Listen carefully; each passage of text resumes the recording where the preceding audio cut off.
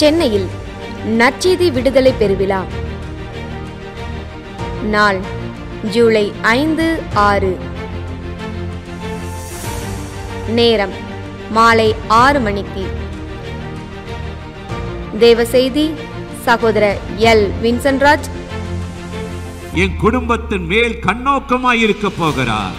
நாங்கள் பழுகவும் பெருகவும் விரிவடைவும் சுகத்தோடும் பலத்தோடும் சமாதானத்தோடு வாழவும் ஆண்டவர் இந்த வருஷம் எனக்கு அனுக்கிரகம் செய்ய போகிறார். சகோதரி கலா வின்சென்ட்ராஜ். எந்த காரியத்துல நீங்க ஏங்கி எதிர்பார்த்து இயேசுவே என் மேல் இரக்கமாயிரும், எனக்கு இந்த காரியத்தை செய்யுங்கன்னு சொல்லி வந்திருக்கிறீங்களோ, நீங்க நம்பி வந்த காரியத்தை அவர் வாய்க்க பண்ணி உங்களை நடத்துகிறவர். அல்லேலூயா. இடம் கிரிக்கெட் விளையாட்டு மைதானம், கேண்டேர் கம்பெனிக்கு போகும் வழி, ராதா ரெசிடென்சி அருகில், குன்றத்தூர், ஸ்ரீபெரும்புதூர் நெடுஞ்சாலை, சென்னை. தேவப்பிள்ளைகளே, இந்த நற்செய்தி விடுதலை பெருவிழாவில் கலந்து கொண்டு குடும்பத்தின் ஆசீர்வாதத்திற்காகவும் சமாதானத்திற்காகவும் தேவனிடமிருந்து நன்மைகளை பெற்று செல்ல உங்கள் யாவரையும் அன்போடு அழைக்கிறோம். மேலும் விவரங்களுக்கு கீழே உள்ள தொலைபேசி எண்ணை தொடர்பு கொள்ளுங்கள்.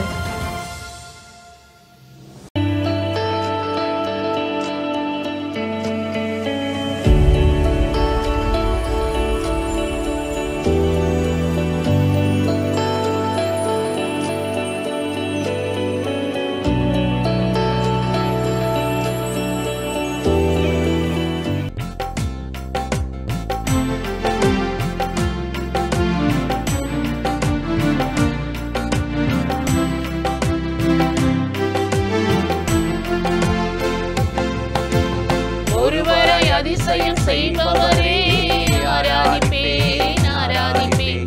10,000ங்களில் சிறந்தவரே ஆராதிப்பேன், ஆராதிப்பேன். ஒருவராய் அதிசயம் செய்பவரே ஆராதிப்பேன், ஆராதிப்பேன். 10,000ங்களில் சிறந்தவரே ஆராதிப்பேன், ஆராதிப்பேன்.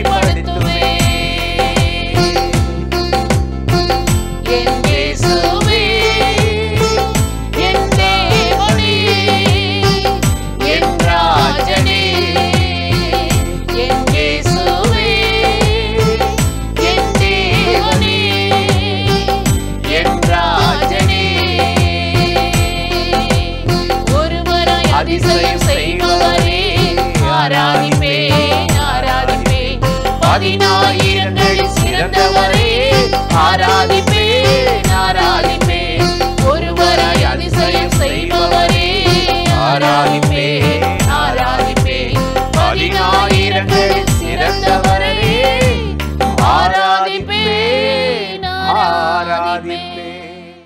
பிரியமானவர்களே, ஆண்டவராகிய இயேசுவின் நாமத்தினாலே இந்த காலை நேரத்தில் இயேசுவை தினம் பார்க்கிறேன் என்ற இந்த நிகழ்ச்சியின் மூலமாக உங்களை சந்திப்பதில் மிகுந்த மகிழ்ச்சி அடைகிறேன். கர்த்தர் நல்லவர், கிருபையும் இரக்கமும் நிறைந்தவர். இந்த நாளிலும் கட்டாயம் உங்களை ஆசீர்வதித்து நன்மையால் கிருபையால் நிரப்பி நடத்துவார். இன்றும் கூட ஒரு வேத வசனத்தை உங்களுக்கு ஞாபகப்படுத்தி சில காரியத்தை சொல்லி ஜெபம் பண்ணுவது நல்லது என்று உணர்ந்தேன். 86ஆம் சங்கீதம் 13 நாம் பார்த்தால், இங்கு தாவீது ராஜா கர்த்தரை கனம் பண்ணி பாடுகரை துதிக்கிறத பார்க்கிறோம். என்ன சொல்லி துதிக்கிறார்? நீர் எனக்கு பாராட்டின உம்முடைய கிருபை பெரியது என்று சொல்லுகிறார். அவர் பாராட்டின கிருபை இருக்கே ரொம்ப பெருசா, தகுதியே இல்லையா, தகுதியே இல்லையா. தகுதி இல்லாத நம்மளை தகுதிப்படுத்தி உயர்த்தாங்க இயேசு கிறிஸ்து இந்த பூமிக்கு இறங்கி வந்தார். யாக்கோப்பை பார்த்தீங்கன்னா திடீரென்று வீட்டிலிருந்து துரத்தப்பட்டுட்டான். அன்னை மாதிரி நடித்து ஆசீர்வாதத்தை அபகரித்தது நிமித்தம் ஏசாவுக்கு கோபம் வந்து உன்னை வெட்டுவேன் குத்துவேன்னு சொன்ன உடனே ஈசாக்கு அவனுடைய மனைவி யாக்கோப்பை அனுப்பிட்டாங்க. என்ன நடந்துச்சு தெரியுமா? அனாதையாக போயிட்டான். திரும்ப வருவேனா, அப்பா அம்மாவை பார்ப்பேனா, இந்த வீட்டை பார்ப்பேனா, என்ன நடக்குமோ? கண்ணீரோடு ஜெபம் பண்ணால் கர்த்தர் அவனை நடத்தினார். ஏறக்குறைய 20 வருஷம் கழித்து அதே வீட்டுக்கு அதே நாட்டுக்கு திரும்பி வருகிறார். ஏசா கோபம் தணிஞ்சிட்டார். அப்போ ஈசாக்கை பார்க்க வரும்போது யாக்கோப்பு சொல்லுகிறார், கோலும் தடியுமாக நான் கடந்தேன், இப்போ பரிவாரங்களோடு வந்திருக்கிறேன். அடியேனுக்கு தேவரீர் காண்பித்த தயவுக்கு கொஞ்சமேனும் பாத்திரம் அல்ல என்று ஆதியாகமம் 32:10 ஆண்டவரை துதிக்கிறத பார்க்குறோம். இதைத்தான் சங்கீதக்காரன் சொல்லுகிறான். என்ன சொல்லுகிறான்? நீ எனக்கு பாராட்டின கிருபை ரொம்ப பெரியது ஆண்டவரே, ரொம்ப பெரியது. வேதத்தில் நீங்கள் வாசித்து பார்த்தீங்கன்னா நம்ம ஆண்டவர் ஒவ்வொருத்தருக்கும் முதல்ல கிருபை பாராட்டுவார். என் பிள்ளை என்னை நம்புகிறான், அவனுக்கு பொறுப்புனா அவனை பார்த்து கொள்ள வேண்டியது என் கடமை. அடுத்து சொல்லுவாராம் 1 யோவான் 3:1 பார்த்தீங்கன்னா, பிதாவானவர் நமக்கு காண்பித்து பாராட்டின அன்பு எவ்வளவு பெரிதல்லவா. முதல்ல கிருபை பாராட்டாரா, அடுத்து அன்பு பாராட்டுவாரா, அன்பு பாராட்டுவாரா. தேவன் அன்பாகவே இருக்கிறாருங்க. அவர் நம்மளை நேசிக்கிறபடினால்தான் நம்ம எதிரிகள் யாரும் இஷ்டத்துக்கு அவங்க திட்டத்துக்கு ஆண்டவர் நம்மளை விடலை. இல்லைன்னா நம்மளை உயிரோடு விழுங்கியிருப்பாங்க. நான் உண்மையில் அன்பாய் இருக்கிறதை அவர்கள் அறியும்படி செய்வேன் என்று சொல்லி வேடனுடைய கண்ணிக்கும் பாழாக்கும் கொள்ளை நோய்க்கும் தப்புவித்த அந்த தேவன் இன்றைக்கு பாராட்டின அன்பு ரொம்ப பெருசு. நமக்காக ஜீவனையே கொடுத்தார், உயிரையே கொடுத்தார்.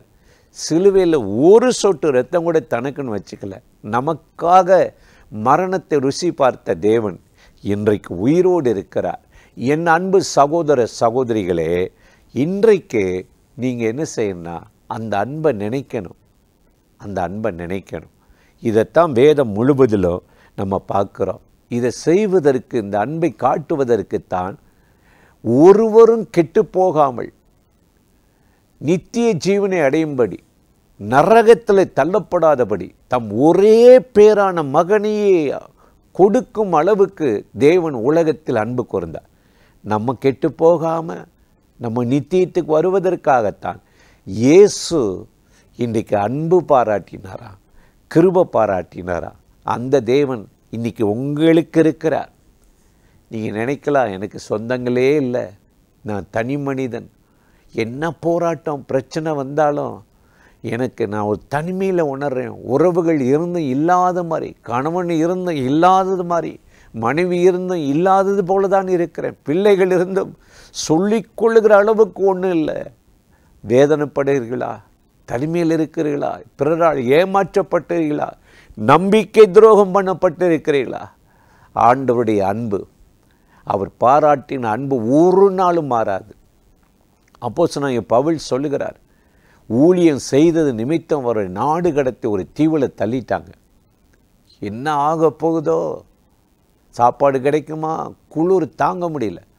அந்த தீவில் போய் இறங்கின உடனே அந்த தீவார் அப்போஸ்தலனாகிய பவுலுக்கு பாராட்டின அன்பு கொஞ்சம் நஞ்சமல்ல. அவர் எழுதுகிறார் அப்போஸ்தலர் 28:2, எங்களை குளிர்காய பண்ணாங்க, சொட்டர்ஸ் கொடுத்தாங்க, நாங்கள் உறைந்து போகாதபடி உணவு கொடுத்தாங்க, பராமரித்தாங்க.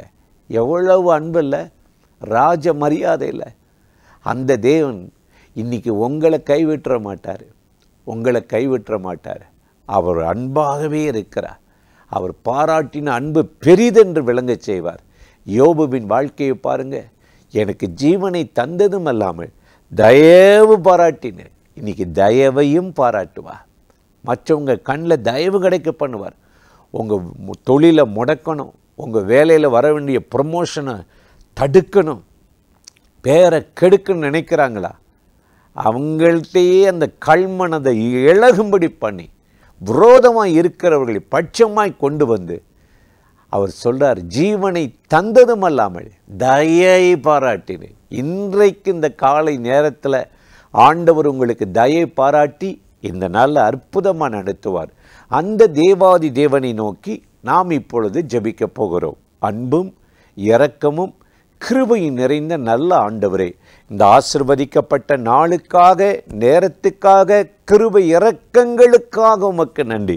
இப்பொழுது யாரெல்லாம் இந்த நிகழ்ச்சியில் இணைந்து இந்த வார்த்தைகளை கேட்கிறார்களோ அத்தனை பேர் மேலும் கர்த்தருடைய மகிமை, வல்லமை, கிருபை இறங்கட்டும். உம்முடைய பிள்ளைகளை பலப்படுத்தி இந்த நல்ல அற்புதமாய் நடத்தும்படி கெஞ்சுகிறோம். காரியங்கள் கைகூடி வருவதாக இயேசுவின் நாமத்தில் வேண்டுகிறோம் நல்ல பிதாவே. ஆமேன், ஆமேன்.